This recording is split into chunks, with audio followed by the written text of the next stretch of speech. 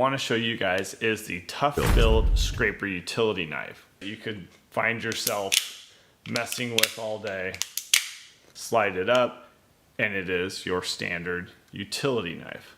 Go to the next position, slide up, and now you have your scraper. It is definitely kind of one of those fidget spinners that you could find yourself messing with all day. But the true question is it worth the money and effective? So here I'm just removing the manufacturing facility sticker from my Ford F-150.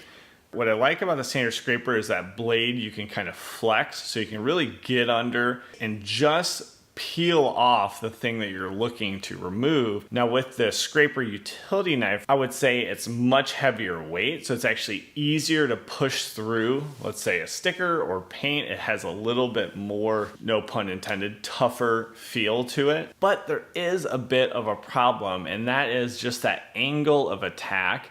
You can't really bend that blade like you can with the standard razor scraper, and also you can't really get it too low before you start to hit some of the metal from the actual mechanism that switches the blade to the scraper or razor blade. So there's, I'd say, two major drawbacks. We just talked about one, and that is that angle of attack before you'd start hitting this surface. And then probably the biggest drawback, and that is, all right, so we got the blade here, you got your TOUGHBUILT blade, and then you got a standard utility knife blade.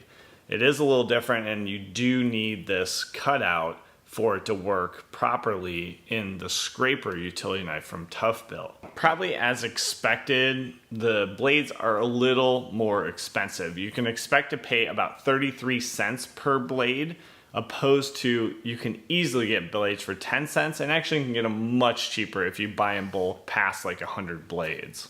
So that could be a bit of an issue, but the availability of those blades, I would argue, is the bigger issue. So if I'm doing jobs, I could be out in a small town and these blades are only sold at Lowe's.